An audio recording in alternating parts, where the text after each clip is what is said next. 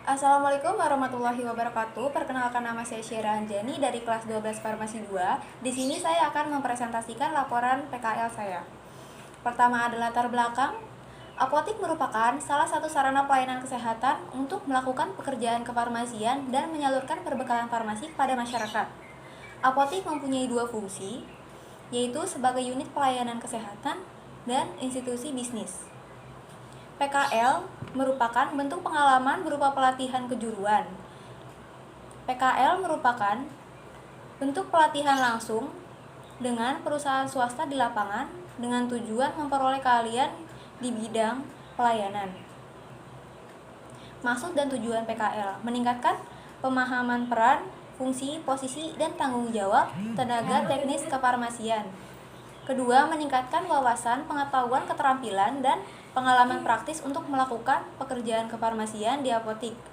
Yang ketiga, mengetahui masalah yang sering dihadapi dalam suatu apotik dan cara penyelesaiannya. Kemudian ada sejarah apotik. Apotik Prima Sehat Ciputat sebelumnya merupakan toko obat, kemudian Dinas Kesehatan Kota Tangerang Selatan mengunjungi toko obat Prima Sehat dan menyarankan untuk meregistrasi menjadi apotik pada bulan Agustus 2008. Berikutnya ada struktur organisasi Apotik Prima Sehat. Yang pertama, pemilik sarana apotik. Kedua, ada apoteker pengelola apotik. Yang ketiga, ada tenaga teknis kefarmasian. Berikutnya ada kegiatan selama PKL. Yang pertama, melayani pembeli. Yang kedua, menginput barang yang dibeli di komputer. Merapikan obat yang meratakan. Kemudian mengambil stok obat dan mengelap etalase obat. Berikut adalah jadwal selama saya PKL di Apotik Prima Sehat. Kendala dan cara menghadapi. Yang pertama, gangguan cuaca. Cara menghadapinya: jika cuaca mau hujan, berangkatnya jangan menunggu hujan. Yang kedua, kesulitan menggunakan komputer. Cara menghadapinya: berlatih mengoperasikan komputer atau bertanya kepada kakak pembimbing di instalasi.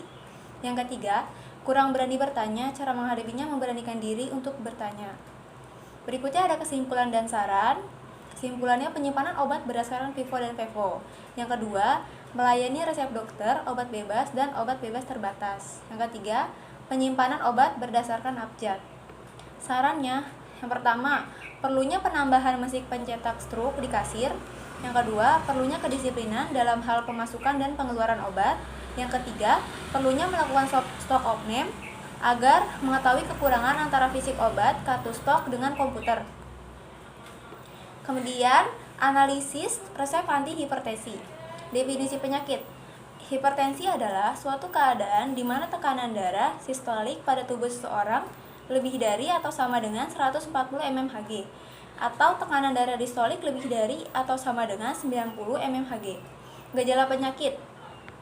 Seseorang yang mengidap hipertensi akan merasakan beberapa gejala yang timbul, antara lain sakit kepala, mimisan, masalah penglihatan, nyeri dada, telinga berdengung, sesak napas, dan aritmia. Terapi non-farmakologi. Terapi non-farmakologi adalah pengobatan tanpa obat bagi penderita hipertensi, diantaranya dengan cara melakukan diet sehat. Berikutnya ada terapi farmakologi. Terapi farmakologi dilakukan dengan memberikan obat antihipertensi tunggal maupun kombinasi. Kemudian ada analisis, kelengkapan resep, inskriptionya lengkap, signaturnya lengkap, subskriptionya tidak lengkap, invokatio lengkap, dan ordinationya lengkap. Berikutnya ada nama obatnya kandesartan, golongan obatnya keras, mekanisme kerjanya menghambat pengikatan angiotensin 2 ke reseptor AT1 pada jaringan tubuh. Bentuk sediaannya tablet, indikasinya menangani hipertensi. Pengambilan obatnya kandesartan: ambil sediaan kandesartan sebanyak 20 tablet atau 2 strip, masukkan ke dalam plastik klip obat dan tandai 1 kali sehari 1 tablet. Penyerahan obat, wadah klip plastik, etiketnya putih, label harus dengan resep dokter, signanya 1 kali sehari 1 tablet sudah makan. Berikut ada dokumentasi saya selama PKL di Apotik Prima Sehat. Yang pertama ada menunggu pembeli, kedua mengelap dan merapikan etalase obat, dan yang ketiga mengisi obat yang kosong. Sekian presentasi dari saya, mohon maaf kurang lebihnya. Wassalamualaikum warahmatullahi wabarakatuh.